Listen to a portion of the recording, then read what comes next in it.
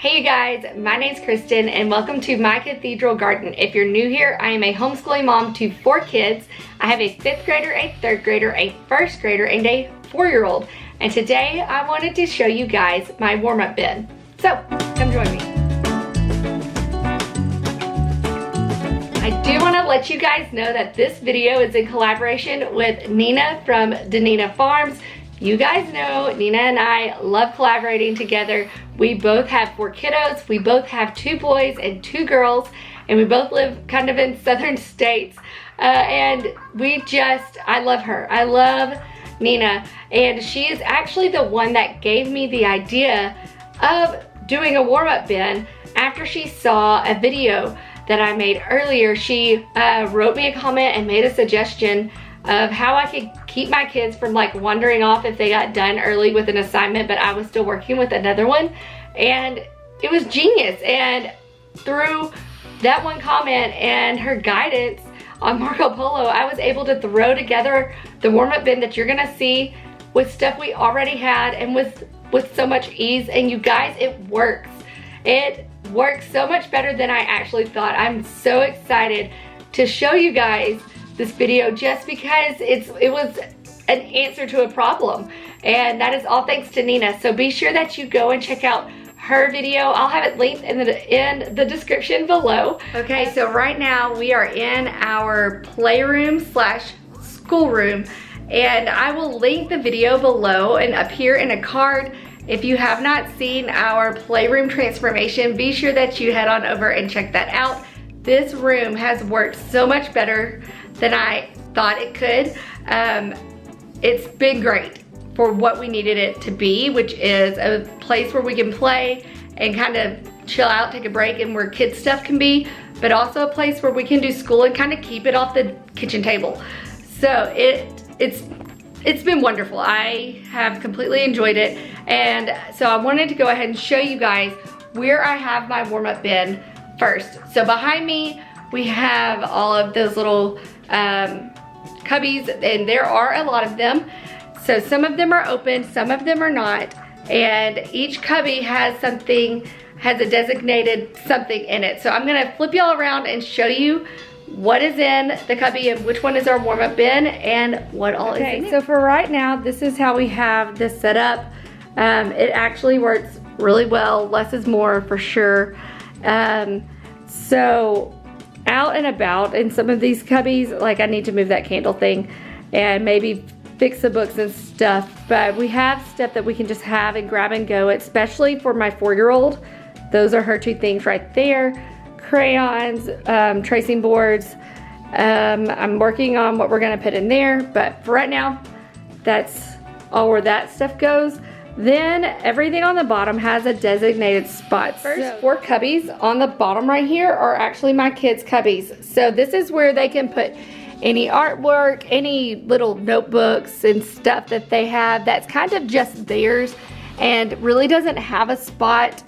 All of that goes there, or their poppets, or they have, some of them have Kindle Fires, coloring books, things that they don't want another sibling to have, stuff like that. So everybody has their own cubby. When they get too full, we make everybody open them up, clean them out, and we start all over again. And it really does help cut down on what's worth being kept or not. Then we have paints and action figures and magniformers and blocks and a few other different things that are just like timeless toys. And then we also have, this one's funny because this one houses a Nintendo 64, but I definitely did not want that to be sitting out, and that makes it not easily accessible. So it comes out at a certain time and it gets put up at a certain time, and that helps having it just in there. These are like car boxes, magniformers, things such as that. But here is our warm-up bin, and I had something else in here, and it was really easy to find somewhere else for it to go, and so I already needed that spot to have a cubby in it, and this worked out so perfectly. So let me go through and show you guys what I have in here. This is mainly for my 4-year-old. It is a matching game that she can set up and do herself. We've had that for a while. These I got for our beach trip this year for being in the car. I have 2 of them and it has worked out so well. I don't know if y'all have ever played Canoodle. Let me see if I can get this open and show you what it is. So with the Canoodle game, this is, I believe this is their travel version, and I really like it. I think it's plenty. It opens up like this. This is a little bit hard to do one-handed. And this shows you how everything is supposed to just be set up. And then this is just a little playbook and has puzzles, and then you figure out what each puzzle does. And you can also do just simple puzzles with them all laying down like that, or you can start building 3D puzzles. They get progressively harder, and so you just follow the diagrams on the instruction books. And so it starts out level 1, and it gives you where everything goes except for one thing, and you have to figure out what thing is missing so it's all completely filled. But as you go throughout, they leave out more and more stuff, so it gets harder to figure out exactly what block goes where. And this is great. All my kids love this. Everyone from my 6-year-old up to my 12-year-old, an adult can play that. It's super easy. There are 2 of those in there. That is a great, just simple game. This is actually a little tangram game. It is from Chuckle and Roar, the Target brand. And guys, I love Chuckle and Roar. We have quite a few of their educational toys, and they are the right price. They're durable. They're great. I cannot say enough good things. All right, let's get this open.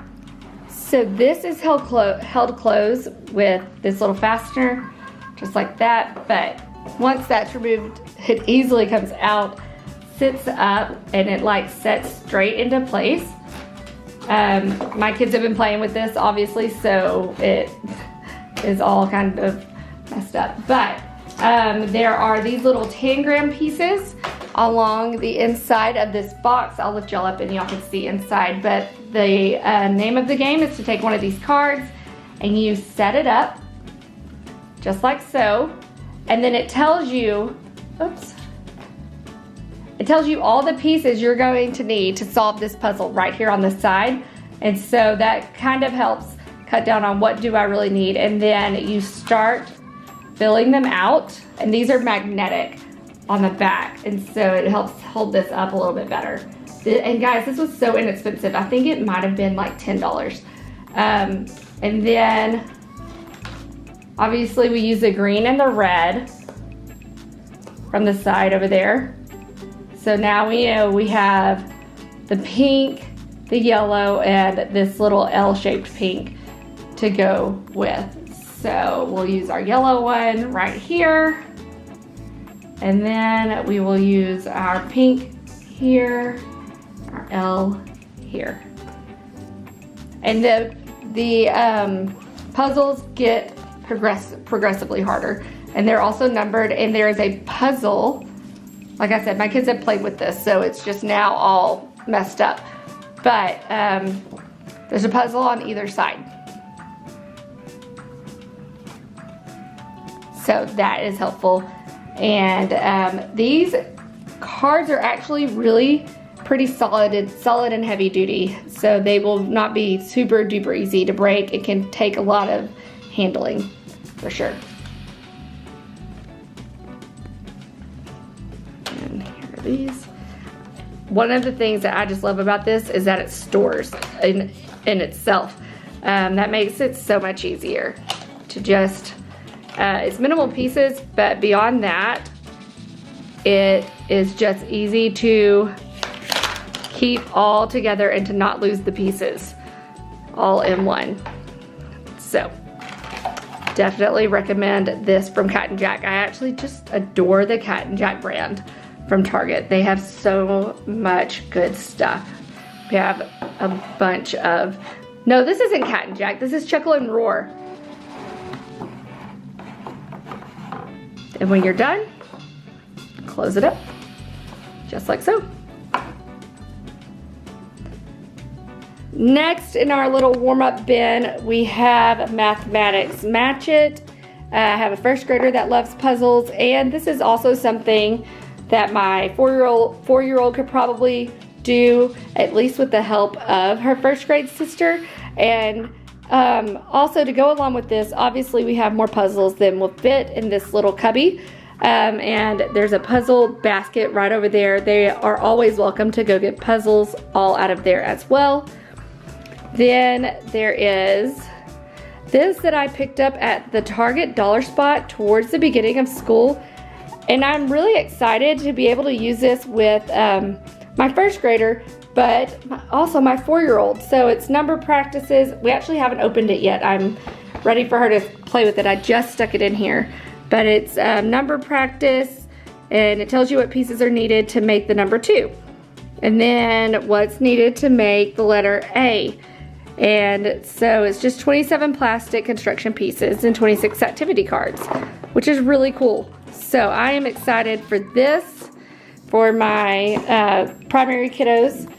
Then again, there's another spelling puzzle matching game, which once again goes with all of these down there, and I might switch those out as well. Then last but not least, we have some silly putty, which, I mean, who doesn't love silly putty, right? And then our last canoodle game. So pretty easy, not a whole lot of stuff in there at all. Honestly, this is it. But I do plan to switch out something such as, that will get old, such as the puzzles. You know, eventually I might switch out these for something else. I've got another couple of games that were recommended from Abby from Rooted and Rest. I might put in some seasonal activities that I have, maybe some matching games or things such as that. But the beauty of this is that I can finish up a lesson without having someone run off and have to pull them back in, which is, as we all know, really, really hard to do. It's like pulling teeth to get them back on track, and it takes just as much time as you needed to work with a kid as it does to like get them back refocused. So this is great.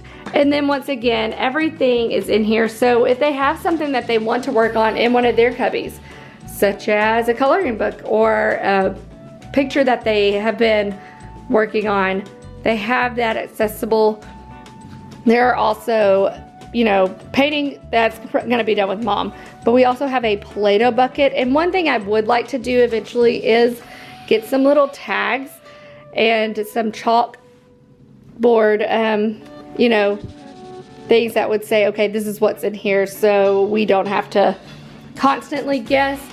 But also these don't move around a whole lot. So the card box, this is always the card box. But this is new, relatively new, and so just remembering where everything is right now gets a little tricky. These are definitely things that can be consolidated and kept to themselves as opposed to like a Play-Doh box or a painting box or things of that nature. These are not gonna take up a whole lot of space at a table or on the floor, and they're easy to put right back up. Oh goodness. They're easy to put right back up once you're done and you need to come to mom. So that is kind of my criteria for what goes in this box. All right, you guys, that's it. Thank you so much for watching today's video, and thank you to Nina for not only collaborating with me, but for also telling me about this. It's something I knew about, it's something I knew to do, but I just needed to be reminded. So maybe that's you today, and now you can go through your house and say, oh yeah, I have this, this, and this. I can put it together, make a warm-up bin, and solve a small problem and make our days flow and function just a little bit easier. That is totally how it worked out for me, and I am so grateful to Nina. So thank you, Nina. I can't wait to see what all was in your warm-up bin. And then guys, if you can think of anything else that would be really good for the kids, that are my kids' ages, which is a 5th grader, a 3rd grader, a 1st grader, and a 4-year-old that I could put in this bin that would fit in there, let me know. Leave it in the comments below, because I mean, I am all for some new ideas for sure. I do want to rotate this and keep it exciting and fun for them, while also being able to keep some old favorites in there too. So if you like this video, be sure to give it a thumbs up. That lets me know what kind of content that you are liking. And if you're new here, especially from Nina's channel, thank you guys for being here and for watching. I would love it if you would stick around by subscribing and hitting the subscribe button. That would mean the world. All right, bye you guys. See ya.